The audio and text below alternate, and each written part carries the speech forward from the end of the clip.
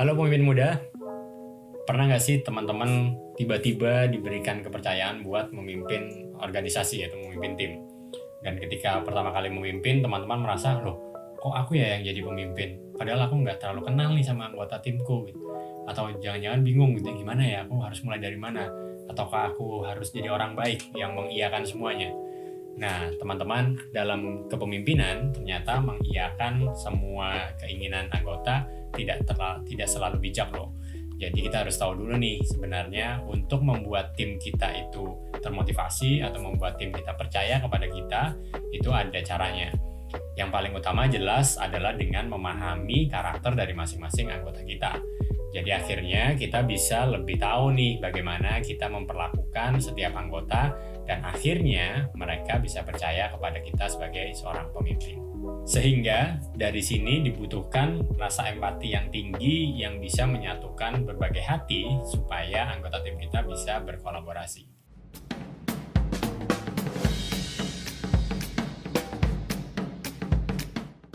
Konsep memimpin dengan berlandaskan empati ini punya nama yang keren hari ini.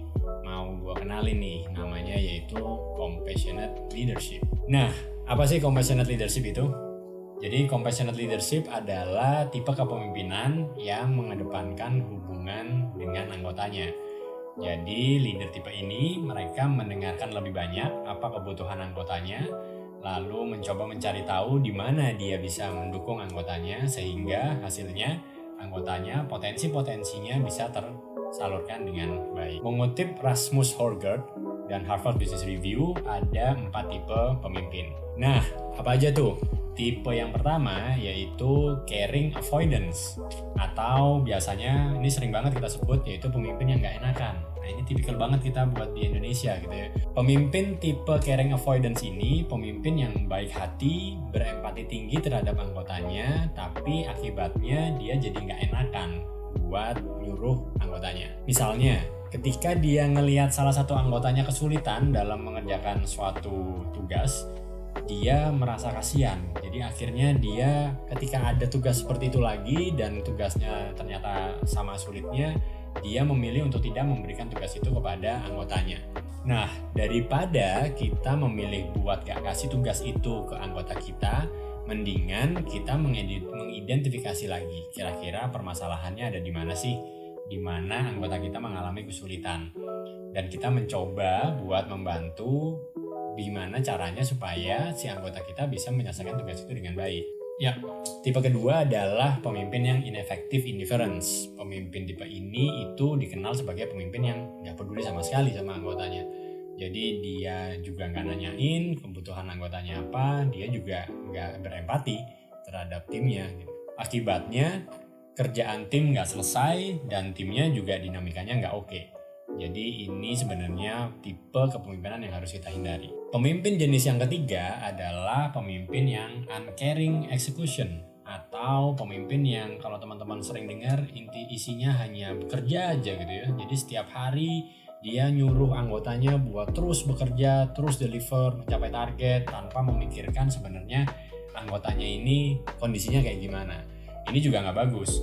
Jadi pemimpin yang selalu minta anggotanya buat terus bekerja, dia kurang berempati karena mungkin timnya harus beristirahat. Tipe yang keempat yaitu pemimpin wise compassion. Nah, ini pemimpin yang paling baik di antara semuanya. Jadi tipe-tipe pemimpin yang wise compassion ini mereka bisa menjaga delivery tapi tetap juga menjaga hubungan yang harmonis dengan anggota timnya. Akibatnya apa? Anggota timnya tetap merasa nyaman bekerja dengan dia, tapi secara bersamaan dia juga berhasil untuk menyelesaikan atau mencapai target-target yang ditentukan. Dari penjelasan sebelumnya, makanya teman-teman penting banget buat kita tidak hanya menjadi pemimpin yang compassionate, tapi juga pemimpin yang wise. Artinya pemimpin yang rasa pedulinya tinggi, dia berempati, dan juga memiliki sisi lemah lembut. Tapi justru sisi lemah lembutnya memperkuat karakter kepemimpinannya, bukan malah melemahkannya. Compassionate leadership yang diterapkan dengan baik terbukti mampu mengeluarkan potensi terbaik dari anggotanya. Karena itu kemampuan ini wajib banget buat dimiliki oleh para pemimpin, termasuk juga kamu.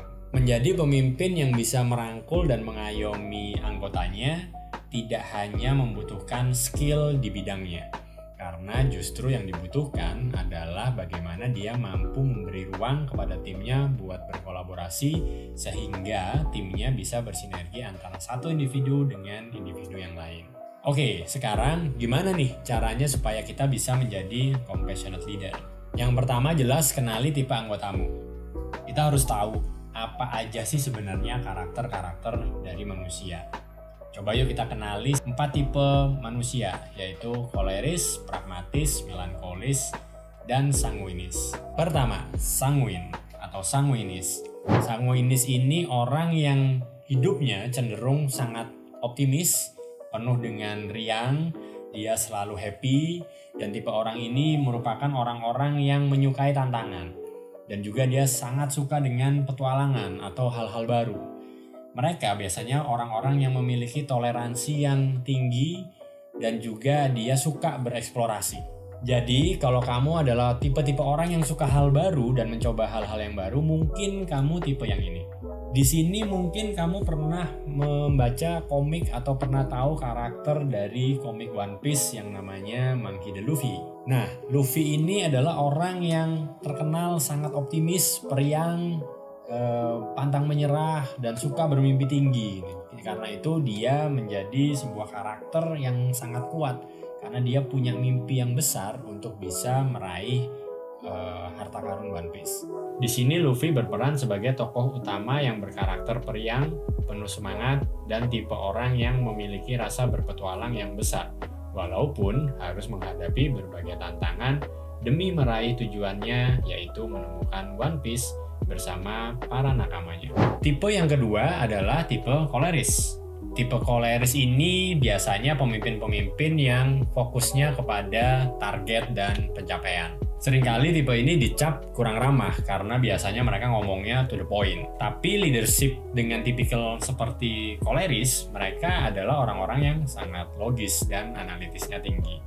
Jadi kalau kamu biasanya diminta oleh anggota tim kamu atau diminta buat menjadi pemimpin yang biasanya menjadi penengah atau pengambil keputusan dengan cepat, jangan-jangan kamu tipikal orang yang koleris. Setelah ke dunia One Piece, kita geser dulu ke Marvel Cinematic Universe, dunia di mana superhero beraksi melawan para penjahat yang mengancam keselamatan manusia.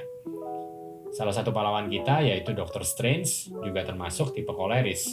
Kita tentunya masih ingat di film MCU terlaris sepanjang masa yaitu Avengers Endgame, di mana Doctor Strange berperan membuat rencana yang selogis mungkin walaupun di dalam rencananya harus mengorbankan Iron Man. Wow, karakter yang karisma dan pengaruhnya sangat besar di dunia tersebut, bahkan tidak segan-segan buat dikorbankan demi tercapainya kemenangan superhero melawan Thanos yang pada saat itu mengancam eksistensi alam semesta. Yang ketiga, buat kalian yang suka gagal move on sama pacarnya, nah bisa-bisa kalian cenderung ke tipe ketiga ini nih. Jadi yang ketiga adalah tipe pragmatis. Tipe pragmatis ini memiliki kecenderungan kalau mereka mencari keharmonisan dalam sebuah hubungan. Mereka juga dikenal sebagai sosok yang setia dan penuh kasih sayang. Setelah kita berjalan-jalan di dunia One Piece dan Marvel Cinematic Universe, kita geser lagi nih, nyemplung di dunia Game of Thrones. Ya, di serial Game of Thrones ini pasti nggak lekang oleh tokoh fiktif yang bernama Jon Snow alias Aegon Targaryen. Jon Snow di sini digambarkan sebagai individu yang memiliki kecenderungan karakter yang pragmatis karena ia sangat-sangat setia. Ya, walaupun sering dikecewain oleh temannya, bahkan sampai dibunuh oleh rekannya sendiri. Ya, nanti akan dihidupin lagi sih pada akhirnya, tapi Jon Snow tetap menunjukkan loyalitas yang tinggi terhadap organisasi yang dia pimpin, yaitu Night Watch. Bahkan Jon Snow bisa berdamai dengan musuhnya demi terciptanya keharmonisan antar umat manusia untuk satu tujuan, melawan satu musuh utama yaitu Night Walker. Pragmatis banget gak tuh? Setia dan rela berkorban meski dikecewakan demi terciptanya keharmonisan umat manusia karena winter is coming. Yang terakhir ada melankolis. Melankolis adalah tipe orang yang sangat suka main aman. Jadi kalau ada aturan selalu ditaatin. Dan dia agak kurang nyaman tuh sama sesuatu yang spontan atau berubah-ubah. Jadi kalau kamu kira-kira termasuk dalam sifat-sifat seperti itu, berarti kamu mungkin termasuk dalam golongan ini. Capek ya jalan-jalan terus? Oke, ini yang terakhir deh. Setelah kita jalan-jalan mengarungi 3 dunia, kita kali ini terjun di dunia di mana polisi dari Brooklyn, New York beraksi menumpas kejahatan. Yes, betul. Kisah serial dari NBC yaitu Brooklyn Nine-Nine. Dalam serial ini terdapat tokoh fiktif bernama Raymond Holt yang mana menjabat sebagai kapten kepolisian. Kapten Holt di sini sangat terobsesi dengan mengikuti peraturan yang ada. Bahkan dia selalu menggunakan bahasa baku meski dengan sahabat ataupun pasangannya sebagai bentuk cerminan warga negara yang baik. Kapten Holt di sini merupakan individu yang sangat membenci spontanitas karena dia selalu membuat rincian pekerjaan dirinya maupun untuk bawahannya secara detail dan teragenda secara rapi.